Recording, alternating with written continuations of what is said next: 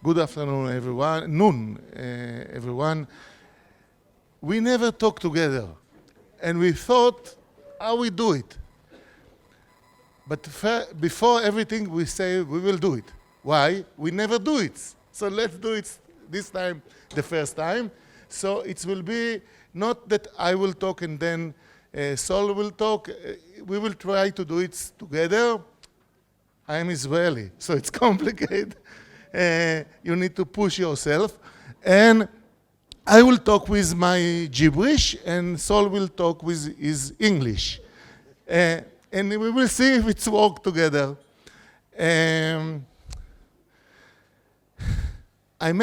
We don't know exactly when we met first time, but when we met, it was very fascinating because Saul was very famous around his idea of startup nation, and I was coming from the field of democratic education. I built a network of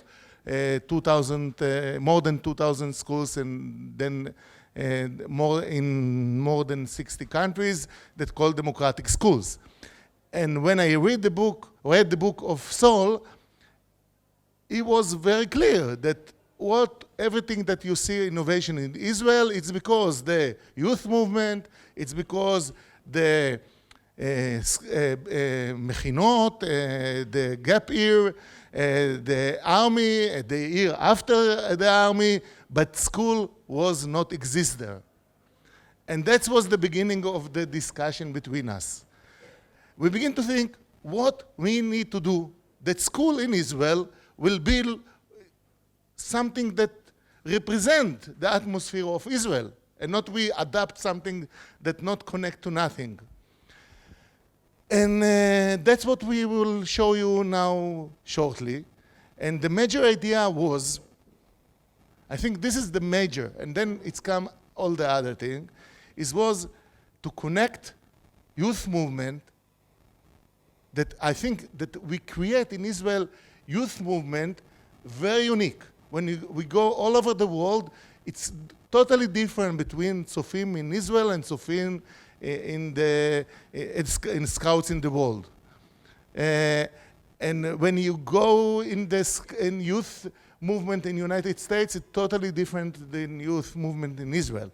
So we have something caught in the youth movement, and we thought how we can connect this youth movement with schooling. And we build this table and think about this is the hours of the day, of the week in school. We have around 34 hours a week at school. Some school it's 40 hours a week. And we have the grades from first grade until the 12th grade. And we say, let's think in the first grade, 2 hours, children not go to learn, and they do something that we call it youth movement, but immediately we will show you more. And in the,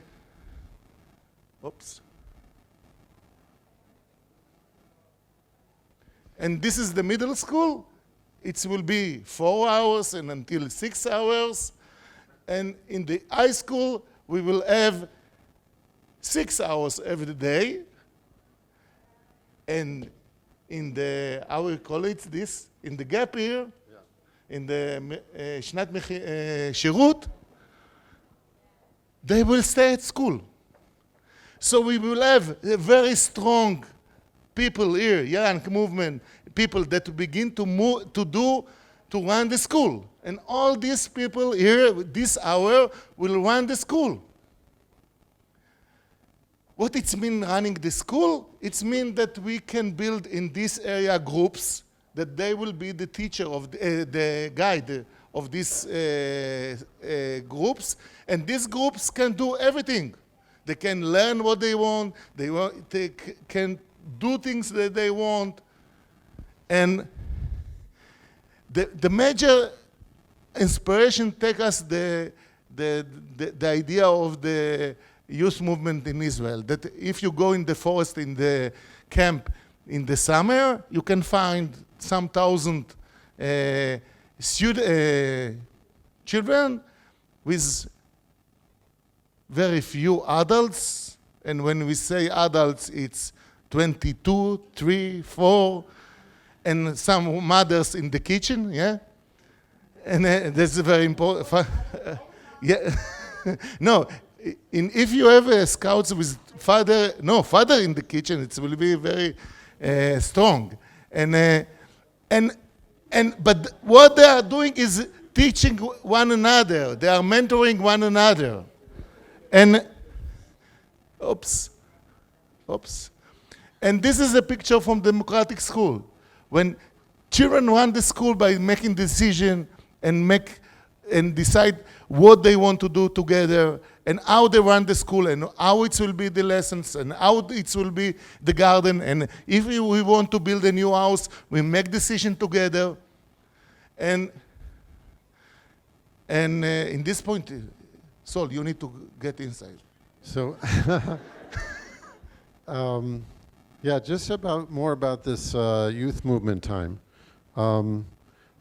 I was recently speaking to a small group, mostly people from outside Israel, and a few Israelis, and I started to explain what happens in Sofim and youth movements here, and that, you could have, actually our education minister gave example of this at an OECD conference. He said, he didn't speak about education. He talked about when he was in the Sofim. He was about 15 or 16 years old, and him and another kid took out 40, or actually 60 fourth graders, 10 years old, by themselves. And, and here in the Israelis in the group, of course they did that. And that one of them asked me, you mean in other countries they don't do that? Well, they don't. In fact, in the US you could get put in jail for that kind of thing. So we deliberately try to give kids more responsibility and challenges, and that progresses more and more through the system as you get older. And so when we talk about, say, Sofim, Mechina, Army, basically, in a way, we're saying that we need to bottle kind of what we're getting that turns us into different people, that turns us into functioning people. I mean, think about yourselves, if you're Israeli, before and after the army. What turned you into a person, the person that you are now? I mean, if you think about the job that you're doing, whatever it is you're doing, you think about, could I have done that without my experience essentially becoming a person through that track that's outside of school? So we have to kind of figure out how did that happen, what was going on there, and put it in the education system. Yeah, and when we say to the education system, it's not only here in the green when we think about youth movement. We think also about the blue one, about learning. And see what we saw, we write there, learning time. It's not a teaching time. We don't believe in teaching. We believe in learning. We think teaching is mistake that create 100 years ago and they continue today. To learn, you don't need teaching. Most of what we are learning, we're learning by different things. So in our school, people will learn. How they will learn? They will learn, they will learn specially, but by teaching. I will explain. The best way of learning is teaching. And when you build a school, that the teacher teach student who is learning is the teacher. And what we want to do is that children will teach and learn together. In this situation, we do a new kind of schooling. Schooling that, this is the old schooling that get money from the Ministry of Education. And the new schooling is energy of solar and wind, and we can send back money to the Ministry of Education. So the major things that we are, and we call it prosumer, it's from Alvin Toffler. The major things of educators' education system is that everyone is a teacher and everyone is a student. In this point, I will give you example of what we are doing now in Israel. It's called how to MOOC process. We give the children to learn what they want to learn. They take it by MOOC. As you know, if you take it by MOOC with computer, only 4% success. If you do it's good, 30%. But if you do it in what we are talking that everyone teach everyone, we get more than 90% that finish the MOOCs. So they can together choose what they want to learn and support one another. And this is, for example, how they are working. Oops, 1 minute. This is a school in Al-Fahim, Arabic school in Israel, and you see people open a computer, they look on a chapter, then they have green, yellow, red. Green, I understand and I can teach other people. Red, I don't understand. They begin to teach one another until everyone is green. And they can learn everything that they want. It's from the matriculation exams if they want, and they can learn learning machine and everything about innovation. And the major idea that we think, Saul and me thinking, that it can change the world, it's because this campus. Campus? Campus. In gibberish, it's campus. In English, this is the problem between us. So the major idea is to get better results. Innovation is better results with less. I try to less resource. And this is very, very important. If we want to make a change in the world, we need to do it the existing resources / these resources. And here maybe Saul want to say something. So, okay, but I think though when we're talking about results, when we're talking about learning outcomes, we really need to change the way we think about that, because when we talk about learning outcomes, we tend to mean, math, English, whatever's in the curriculum. But let's say those when a student is teaching another student.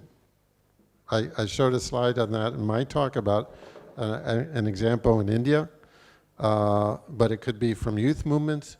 When a 14-year-old has responsibility for a 10-year-old learning something, what they get is not just learning the material they're teaching, that's the least of it. What they get is the experience of being able to do something, of self-confidence, of empowerment. The younger you are, when I meet people who have been incredibly successful by age 25 or 30, if you ask them, they'll all have something in common.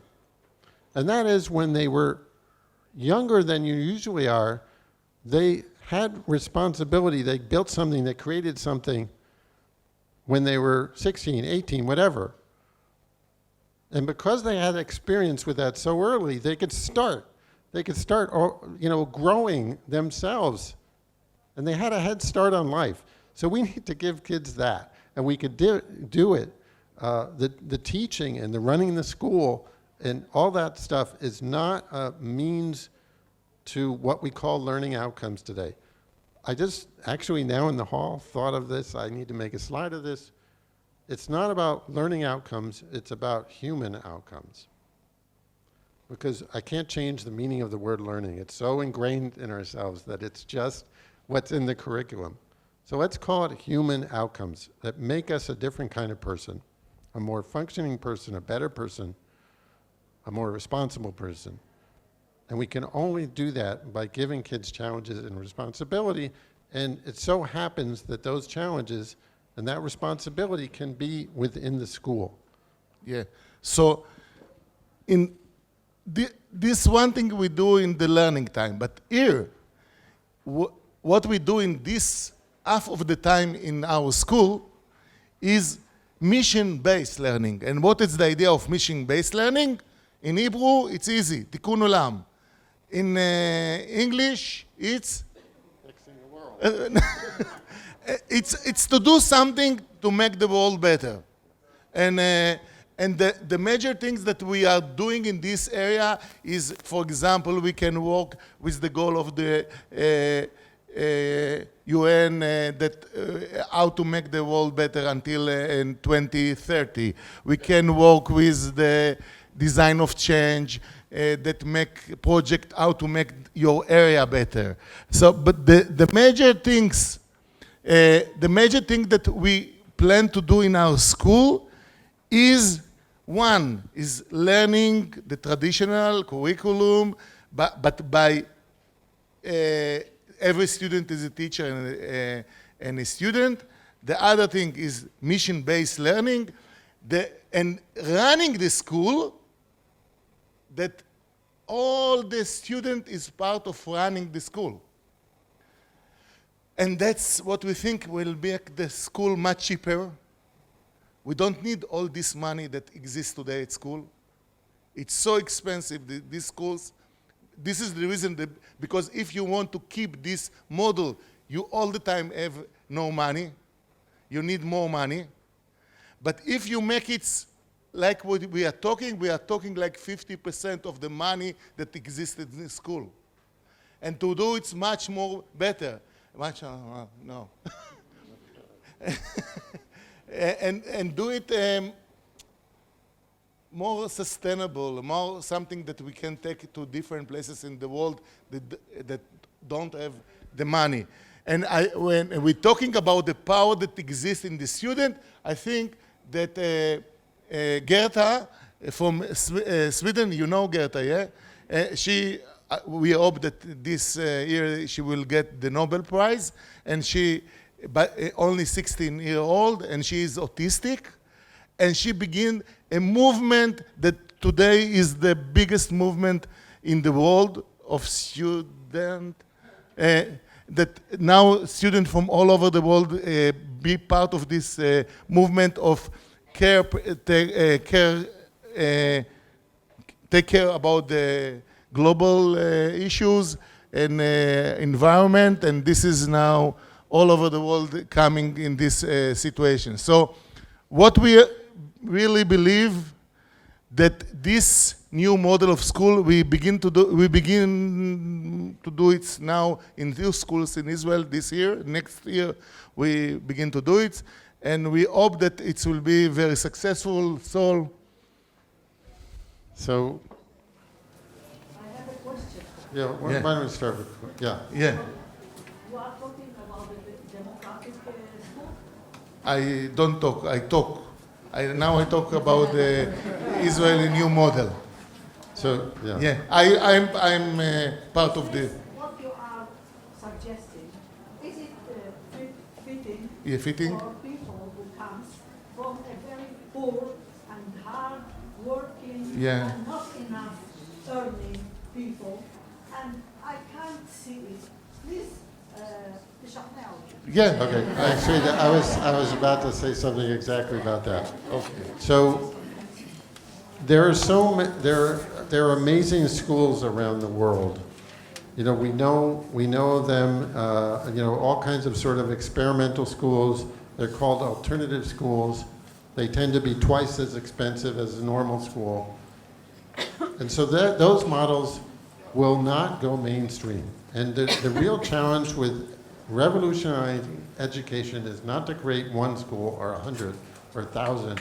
It's to change the mainstream of education. And the only way to do that, I think, is, as Yaacov was saying, is to do something that's much better with a lot less. And this, the students teaching students, is the key to that. Because what it means is that every kid essentially has their own tutor. And tutoring, we know, is the best way to learn anything. So everybody learns a lot more. Everybody gets a lot more human skills. And it costs less because you need, the adults that you need a lot less training. And we kind of need to reprogram teachers today to become more coaches, to step back and let the students do most of the work, to add. Teachers can add a tremendous amount, but a lot of it is inspiration. And none of this costs more, it costs less. So we not only can we afford it, we can't afford not to do this. Okay, so the time is left. So who have questions, we will be outside. You can come to ask us. Thank you. And it was